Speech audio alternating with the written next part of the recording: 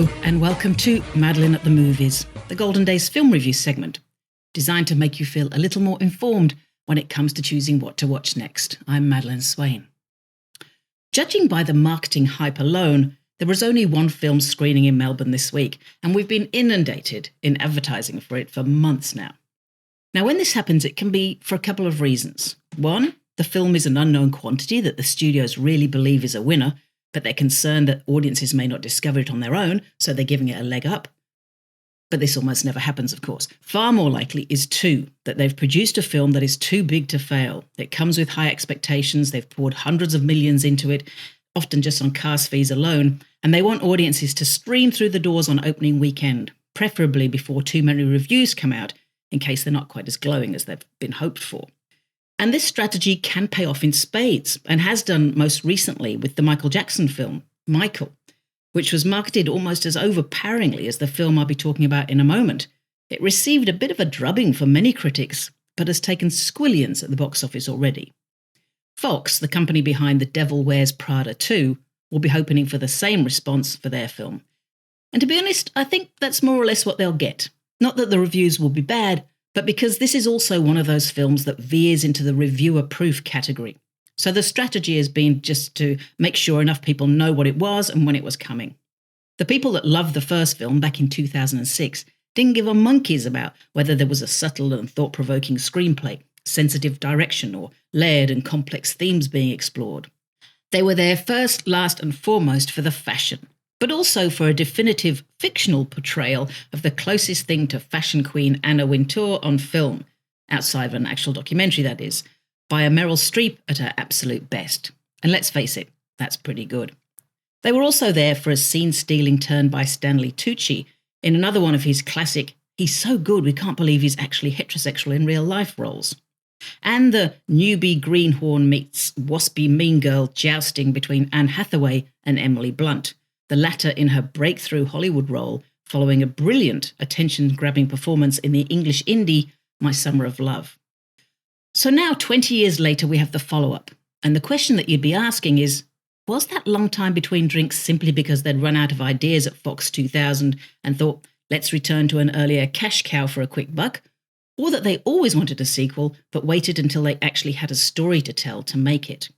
On the whole, I'd say it's the latter. The Devil Wears Prada 2 rewrites all of those earlier winning elements, and then for good measure throws in a nice bit of Lady Gaga, plus a whole heap of fashion world celebrity cameos, many of whom I wouldn't know from Adam, as my last encounter with fashion was when I innocently wore a pair of sensible nurse's shoes in senior school and they were accidentally on trend for about 5 minutes. Anyway, I digress. What we also have is a screenplay that more or less holds water.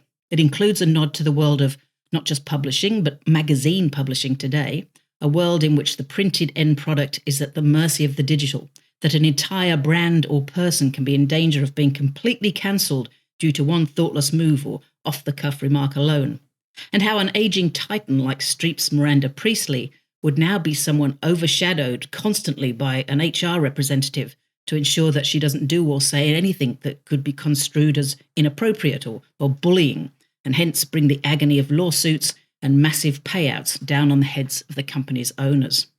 It's a world where the billionaires pull the strings and everyone else is merely the marionettes dangling from the strings that can be equally used to throttle them. The film begins with Andy Sachs, the Anne Hathaway character, simultaneously winning a journalism award while being on the receiving end of a retrenchment text, along with her entire team. And if you don't know how realistic this is, you clearly don't have any journalists as friends. It perfectly encapsulates the brutal world of journalism today, though it doesn't quite dive right into exploring the current greatest threat to the practitioners of the industry, which is, of course, being replaced by AI. The film does underscore the importance of authentic and clearly human writing, but is also clear-eyed enough to remind us that this counts for nothing if nobody reads it, and that even the best authors need to go viral, as the phrase has it, if they are to have any clout whatsoever. The four leads are all still perfectly cast. Nobody can throw a withering glance like Streep, and her reaction to being confronted anew with Anne Hathaway's Andy is toe-curlingly awkward and utterly credible. Hathaway herself is as cringingly sentimental as ever.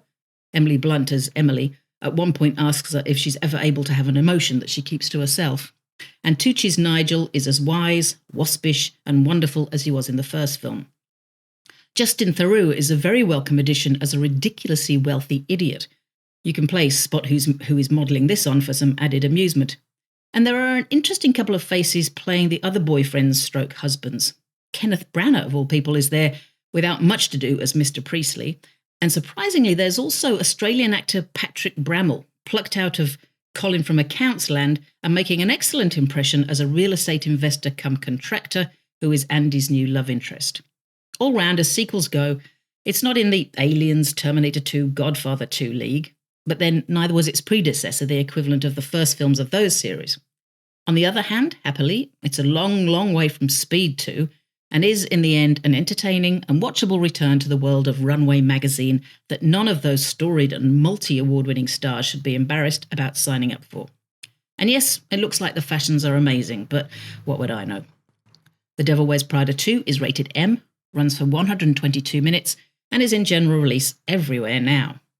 Meanwhile, coming to the end of its run in the cinemas, but I'm sure very soon to be seen on a streamer near you, is the British crime thriller Fuze. Now, I'm mentioning this not because it'll be on anyone's list of best of films of the year, but it is one that is surprisingly effective, I think, and also one that has and will fly under most people's radars. Written by Ben Hopkins and directed by David Mackenzie, it's set in London, with a largely British cast, but with Aussie Sam Worthington also turning up as part of the ensemble. The plot revolves around an unexploded World War II bomb found on a construction site, and then twists its way around a bank robbery, flashbacks to British forces in Afghanistan, and some other enjoyable U-turns, all helping to keep audiences on their toes.